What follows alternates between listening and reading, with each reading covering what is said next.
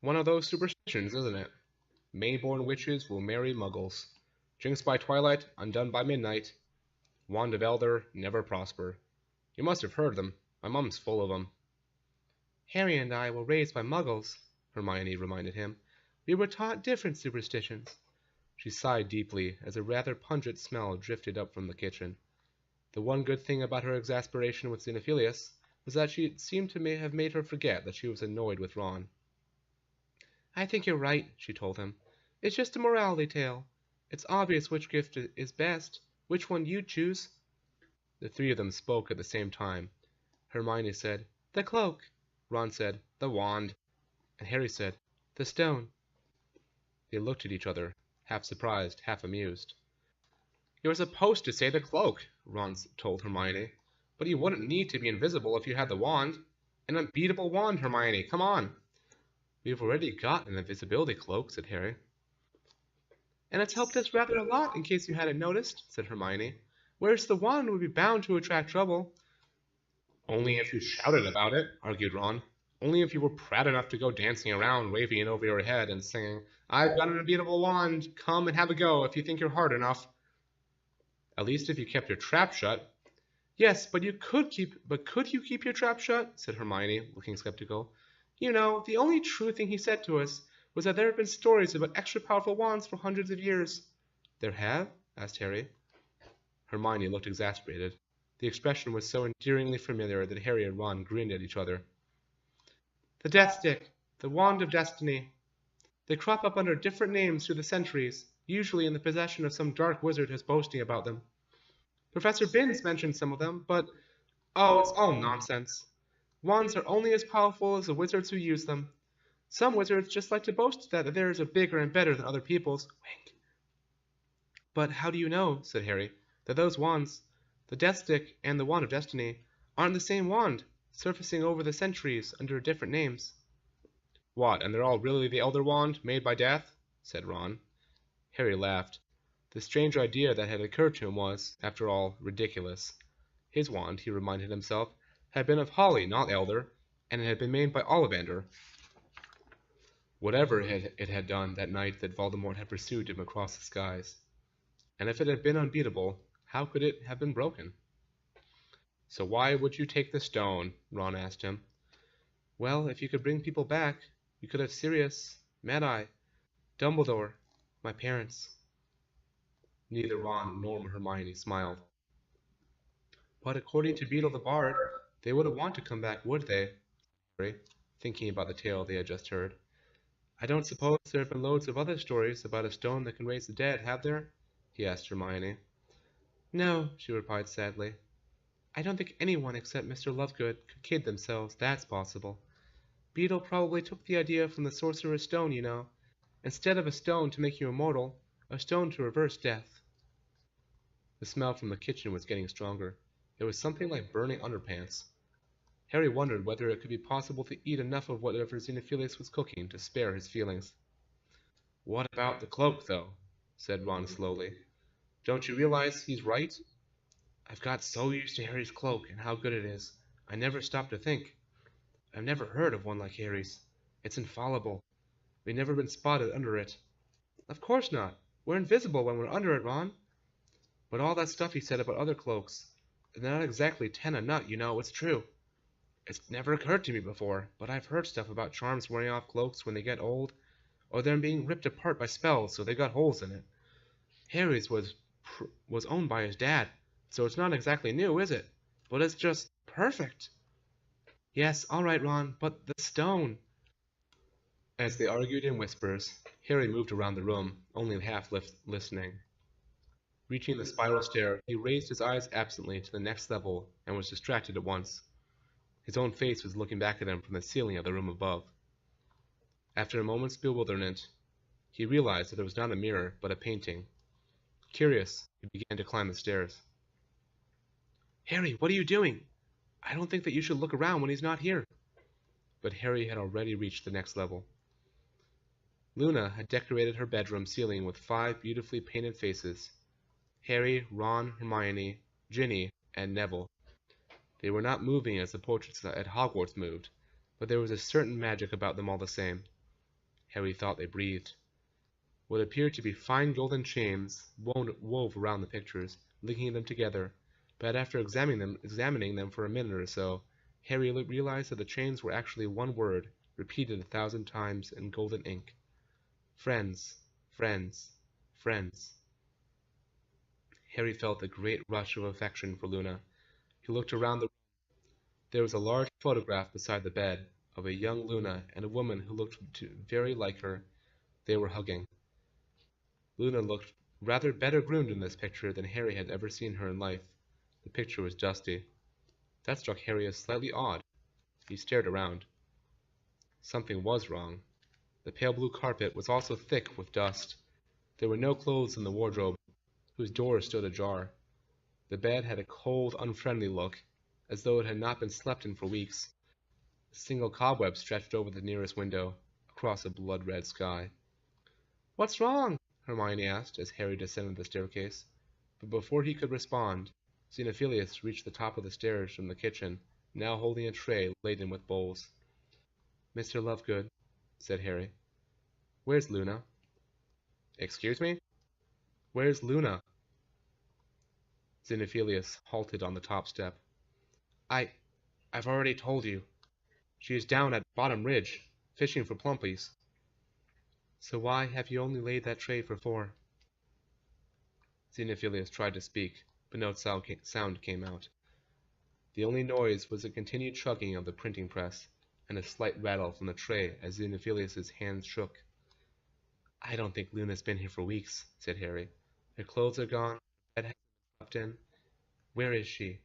And why do you keep looking out of the window?" Xenophilius dropped the tray. The bowls bounced and smashed. Harry, Ron, and Hermione drew their wands.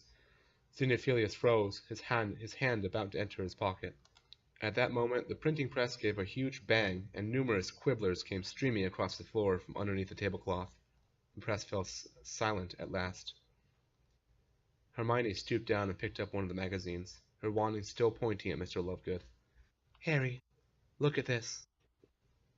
He strode over to her as quickly as he could through all the clutter. The front of the quibbler carried his own picture, emblazoned with the words "Undesirable Number 1," and captioned with the reward money. "The quibbler's going for a new angle, then?" Harry asked coldly, his mind working very fast. "Is that what you were doing when you went to the garden, Mr. Lovegood? Sending an owl to the ministry?" Xenophilius licked his lips. "They took my Luna," he whispered, "because of what I've been writing. They took my Luna, and I don't know where she is, what they've done to her. But they might give her back if I... "Hand over, Harry," Hermione finished for him. "No deal," said Ron flatly. "Get out of the way. We're leaving."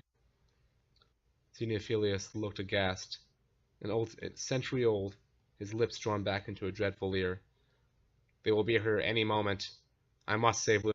I cannot lose Luna. You must not leave." He spread his arms in front of the staircase, and Harry had a sudden vision of his mother doing the same thing in front of his crib. "Don't make us hurt you," Harry said. "Get out of the way, Mr. Lovegood." "Harry!" Hermione screamed. Figures on broomsticks were flying past the windows. As the 3 looked away from him, Xenophilius drew his wand. Harry realized their mistake just in time. He launched himself sideways, shoving Ron and Hermione out of harm's way, as Xenophilius' stunning spell soared across the room and hit the eruptment horn. There was a colossal explosion. The sound of it seemed to blow the room apart. Fragments of wood and paper and rubble flew in all directions, along with an impenetrable cloud of thick white dust. Harry flew through the air, then crashed to the floor, unable to see the debris rain down upon him, his arms over his head. He heard Hermione's scream, Ron's yell, and a series of sickening metallic thuds, which told him that Xenophilius had been blasted off his feet and fallen backward down the spiral stairs. Half buried in rubble, Harry tried to raise himself. He could barely breathe or see for dust. Half of the ceiling had fallen in, and the end of Luna's bed was hanging through the hole. The bust of Rowena Ravenclaw lay beside him with its face half missing. Fragments of torn parchment were floating through the air, and most of the printing press lay on its side, blocking the top of the staircase to the kitchen. Then another white shape moved close by, and Hermione, coated in dust like a second statue, pressed her finger to her lips. The door downstairs crashed open. "Didn't I tell you there was no need to hurry, Travers? Didn't I tell you that Nutter was just raving as usual?" There was a bang and a scream of pain from Xenophilius. "No, no! Upstairs! Potter!" "I told you last week, Lovegood. We weren't coming back for anything less than some solid information. Remember last week? When you wanted to swap your daughter for that stupid bleeding headdress? And the week before?" Another bang, another squeal. "When you thought we'd give her back to you if you offered us proof there are a crumple, bang. Headed, bang. Snorkax?" "No, no, I beg of you," sobbed Xenophilius. "It really is Potter, really." "And now it turns out that you only called us here to try and blow us up," roared the Death Eater, and there was a volley of bangs interspersed with squeals of agony from Xenophilius. "The place looks like it's about to fall in, Selwyn," said a cool second voice, echoing up the mangled staircase. "The stairs are completely blocked.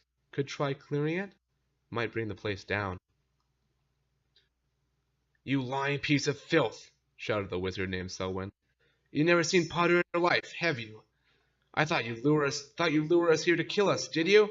And you thought you'd get your girl back like this?" I swear, Potter's upstairs." "Hominum revelio," said the voice at the foot of the stairs. Harry heard Hermione gasp, and he had the odd sensation that something was swooping low over him, immersing his shadow. "There's someone up there all right, Selwyn," said the second man sharply. "It's Potter, I tell you, it's Potter!" sobbed Xenophilius. "Please, please, give me Luna. Just let me have Luna." You can have your little girl, Lovegood," said Selwyn, "if you get up those stairs and bring me down Harry Potter. But if this is a plot, if it's a trick, if you've got an accomplice waiting up there to ambush us, we'll see if you can spare a bit of your daughter for you to bury." Xenophilius gave a wail of fear and despair. There were scurryings and scrapings. Xenophilius was trying to get through the debris on the stairs. "Come on," Harry whispered. "We've got to get out of here." He started to dig himself out from under the cover of all the noise that Xenophilius was making on the staircase. Ron was buried deeper. Harry and Hermione climbed, as quietly as they could, over all the wreckage to where he lay, trying to pry a heavy chest of drawers off his legs. While Xenophilius's banging and scraping drew nearer and nearer, Hermione managed to free Ron with the use of a hover charm. "All right," breathed Hermione, as a broken printing press blocking the top of the stairs began to tremble. Xenophilius was feet away from them. She was still white with dust. "Do you trust me, Harry?" Harry nodded.